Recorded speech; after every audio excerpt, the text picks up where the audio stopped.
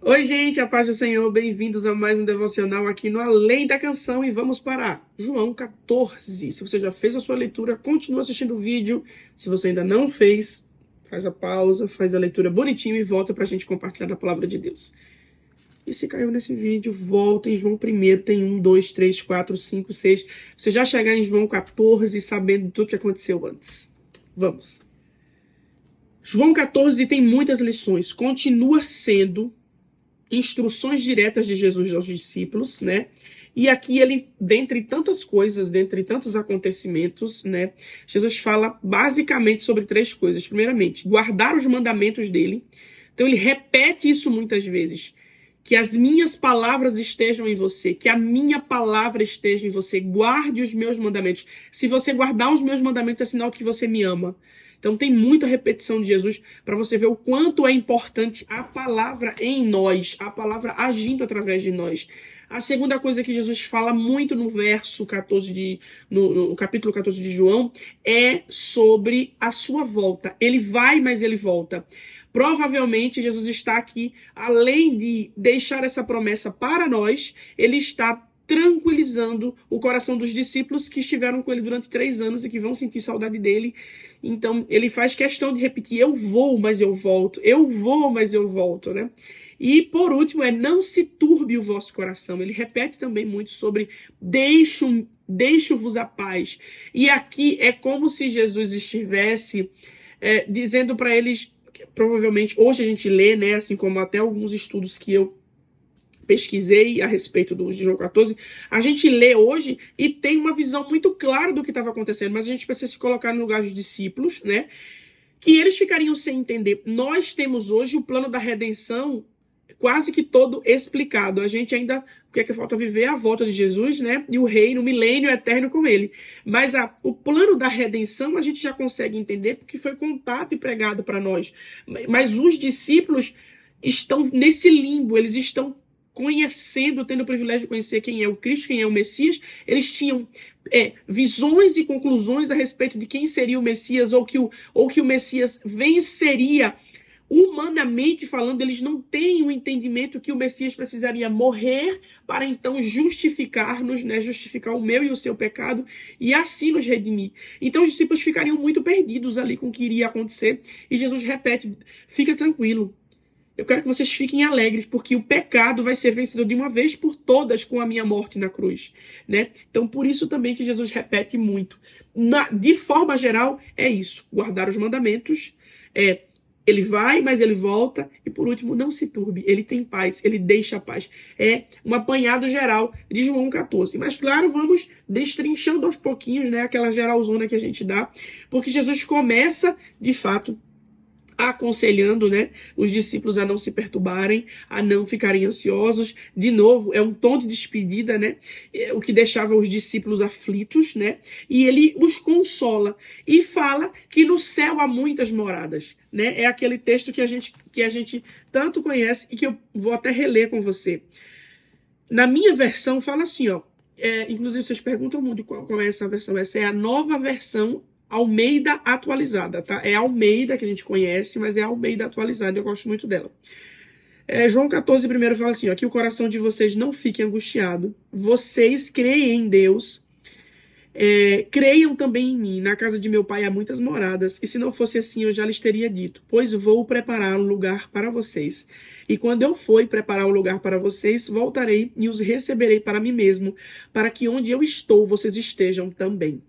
Isso é Jesus, mais uma vez, consolando o coração daqueles discípulos que vão ficar com saudade de Jesus, né? E aí, mais adiante, Tomé, Jesus fala, né? Vocês já sabem qual é o caminho para Deus. E aí Tomé fala assim, a gente não sabe para onde o Senhor vai. Tá vendo que eles não têm, às vezes, uma visão completa a respeito do que está acontecendo? A gente não sabe para onde o Senhor vai. Como que a gente pode saber o caminho? E aí Jesus responde aquele célebre versículo que eu e você já conhecemos, João 14, 6. Jesus respondeu, eu sou o caminho, a verdade e a vida, e ninguém vai ao Pai, senão por mim. Se vocês me conhecem, vocês também conhecem ao Pai. E desde agora, vocês o conhecem e o têm visto, no caso através de Jesus, né? Aí Filipe fala assim: Jesus, mostra-nos o Pai, isso será suficiente. E nessa hora Jesus o repreende e fala: como é que você está comigo, anda comigo há tanto tempo, né, há 3 anos, e você pede para ver o Pai? Quem me vê, vê o Pai. Ambos somos um. Tudo que eu faço é por causa do Pai. O Pai está em mim e eu estou no Pai. Inclusive, os milagres e as obras que eu realizo, eu só realizo porque o Pai está em mim. Se vocês não... Jesus até fala assim para Filipe: vocês não conseguem crer em mim, pelo menos creiam nas obras que eu faço. Isso é um testemunho de que o Pai está em mim e de que eu estou no Pai e de que somos um. Se vocês me conhecem, conhecem ao Pai. Jesus repete isso mais uma vez e deixa claro isso para Filipe, né? E aí, mais à frente, Jesus promete que se eles crerem nele, se eles guardarem os mandamentos, eles farão obras muito maiores do que a que Jesus operou. E também fala que tudo que eles pedirem em seu nome, crendo, receberão. E para isso é necessário que eles creiam e guardem os mandamentos. A gente tem muito o equívoco de dizer assim: Jesus prometeu que tudo que eu pedisse a ele, ele me daria. Mas aqui existe uma condição. As palavras dele precisam estar na gente. Às vezes algo que eu e você pede não foi moldado pela palavra dele na minha e na sua vida. O nosso pedido está fora dessa palavra. Às vezes é isso que acontece, né? Por isso que não temos a resposta imediata daquele nosso pedido. Outras vezes é porque não é o tempo de recebermos, né? Ele não falou que a gente receberia de imediato, né? Mas que garantiu que se a gente tivesse as palavras dele no nosso coração, se a gente o amasse, ele responderia às nossas orações e ele atenderia os nossos pedidos. Não deixe de usar a sua fé e não deixe nunca de crer no Deus que pode fazer aquilo que você não pode fazer. No Deus que faz o impossível. Isso serve para você e serve para mim. A gente precisa ter sempre esse lembrete no nosso coração. Mais à frente, ele mais uma vez tenta consolar os discípulos, né? Porque eles ficarão sozinhos, né? Eles ficarão sem um mestre, sem um guia, né? E aí Jesus repete para eles assim, ó: eu vou pedir ao Pai que lhes envie o Consolador. O verso 16: e eu pedirei ao Pai e ele lhes dará outro Consolador, a fim de que esteja com vocês para sempre. É o Espírito da verdade, que o mundo não pode receber porque não o vê, mas nem o conhece. Mas vocês o conhecem, porque ele habita com vocês e estará em vocês. Nós temos aqui Jesus revelando que o Espírito, os originais deixam a entender, gente, que o Espírito Santo, né, o Espírito que será enviado para ficar com os discípulos, para ficar comigo, para ficar com você, é igual a Jesus. Quando Jesus fala assim, ó: eu vou enviar outro Consolador, vai vir alguém no meu lugar que é igual a mim. Vocês não vão sentir a minha falta, Jesus está querendo dizer isso, porque a pessoa que vem faz as mesmas coisas que eu faço, o Espírito Santo. E eu bato muito nessa tecla, de novo, gente, no último vídeo eu falei sobre o meu livro, vou falar de novo. O último capítulo do meu livro chama Amigo do Outro. Esse outro é o outro Consolador que Jesus deixou para mim e para você. E a gente precisa sempre ter uma visão de que o Espírito Santo não é o vento, não é uma pomba, assim, por símbolos, né? A gente às vezes tem muito, é uma força. Não, o Espírito Santo é uma pessoa que foi deixada por Jesus para ser meu amigo, para ser seu amigo, inclusive quem esclarece a nossa mente, para que a gente entenda esses textos bíblicos, para que a gente consiga entender uma palavra que é dada, é o Espírito Santo. Nós não estamos vendo ele, mas ele está conosco todos os dias. Então aproveite da amizade do Espírito Santo que Jesus deixou justamente para nos ensinar, para mostrar o caminho. É justamente o que ele fala para os discípulos. Ele vai mostrar para vocês qual é o caminho. E ele fará lembrar a vocês todas as coisas que eu ensinei. Ou você acha que quando eu e você lembramos de um ensinamento, quando eu e você decidimos obedecer uma ordenança de Deus, é porque a gente é bom. Não, é porque o Espírito Santo está do nosso lado, nos lembrando. Gente, quando a gente consegue vencer, né, tipo assim, determinada situação, fazer uma escolha acertada, foi o Espírito Santo que nos aconselhou e que a gente conseguiu conseguiu obedecer e ouvir o bom conselho do Espírito Santo, né? Pela nossa carne, pela nossa natureza caída, as nossas escolhas seriam as piores sempre, né? A gente sempre escolheria aquilo que desagrada, né? A nossa natureza, ela é sem Jesus, né? Ela é inimiga de Deus. Então, aquilo que a gente faz que é correto, a gente não faz pelas nossas próprias conclusões. Alguém sussurrou para que a gente fizesse aquilo. E que bom quando eu e você conseguimos ouvir esse doce conselho. Eu sempre peço ao Espírito Santo, não desista de mim. Se eu não lhe ouvir hoje, se eu errar hoje, amanhã fala de novo. Para eu acertar, para eu escolher fazer a coisa certa, né? Então Jesus fala, né, que esse Espírito da verdade chegará, estará entre eles, morará neles e estará com eles, a ponto deles não sentirem falta de Jesus, né? É uma maneira de Jesus consolá-los também. Mais à frente, Jesus deixa a paz, né? Ele fala assim, deixo-vos a paz, e a minha paz é diferente, né, do que a que o mundo deixa para vocês, a que o mundo dá para vocês. Judas, ele chega, né? Judas, gente, esse Judas aqui não é o Iscariotes, ele questiona, né? Por que ele vai se manifestar ao mundo e não a eles? Aí Jesus mais uma vez repete, né, de que a pessoa que guardar os mandamentos dele e amá-lo terá a manifestação de Deus nele, porque ele fala assim, eu e o meu Pai moraremos nessa pessoa. Eu e o meu Pai nos manifestaremos e moraremos na pessoa que decidir me amar e guardar os meus mandamentos. Então ele responde aqui a dúvida que Judas tem, né? Porque ele acha que Jesus vai se manifestar só para outros e não para eles. Mas ele fala, se você crê em mim, se você me amar, eu e o Pai vamos fazer morada em você. E aí, mais à frente, aí Jesus fala, né, que o motivo dele ir, né, o fato de ele ir deveria ser motivo de alegria e não de tristeza. Ele afirma isso, né? Porque ele fala assim, porque o Pai é maior que eu. Mais uma vez, Jesus está dando indícios de obediência, das orientações que ele recebeu da parte de Deus. E mais do que isso, nas entrelinhas ele está falando aquilo que a gente comentou lá no começo. O pecado vai ser vencido de uma vez por todas. Vocês terão acesso a Deus novamente, diretamente. Um dia vocês morarão comigo eternamente. Então isso deveria ser motivo de alegria e não de tristeza. Eu fico pensando, gente, que Jesus percebe a tristeza no olhar dos discípulos, que não estão entendendo porque Jesus fala que vai embora, porque Jesus fala que vai morrer, eles não querem aceitar isso, então Jesus bate nessa tecla muitas vezes. E mais à frente Jesus fala que não falará já muito com eles, né?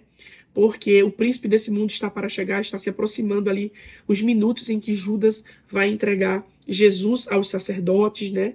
E, enfim, ele afirma que tudo que ele fará, como sempre, é para provar o seu amor ao Pai, seu amor ao mundo e sua obediência ao Pai. Tudo tem esse propósito, né? Ele quer provar que nos ama e é obrigado a Jesus, e ele é obediente ao Pai Celestial.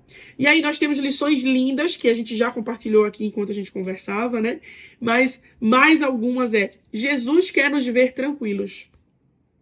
Ele não quer nos ver angustiados e perturbados, mesmo em tempos difíceis.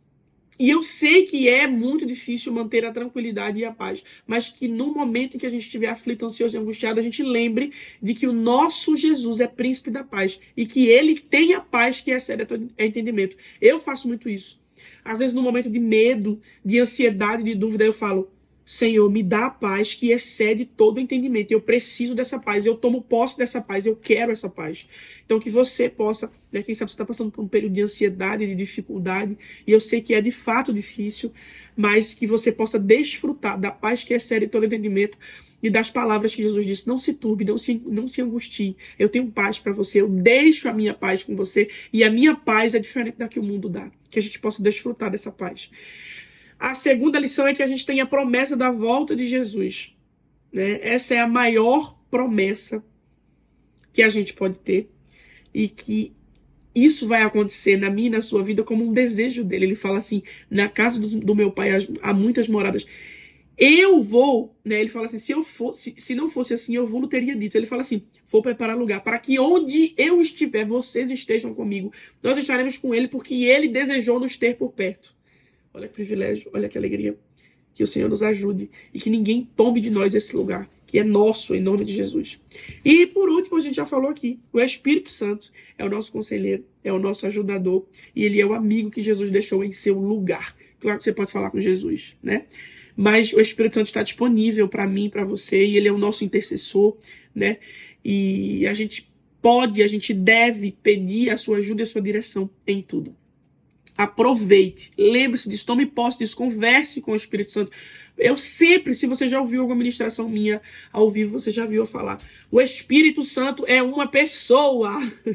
Converse com ele, fale com ele, peça ajuda e orientação a ele, e cada vez mais você se tornando amigo do Espírito Santo. Isso que a gente está fazendo aqui, ó, lendo a palavra, nós estamos tendo a orientação do Espírito Santo. Quanto mais amigos do Espírito Santo nós formos, mais conseguiremos identificar sua voz, seu comando, e percebê-lo, né?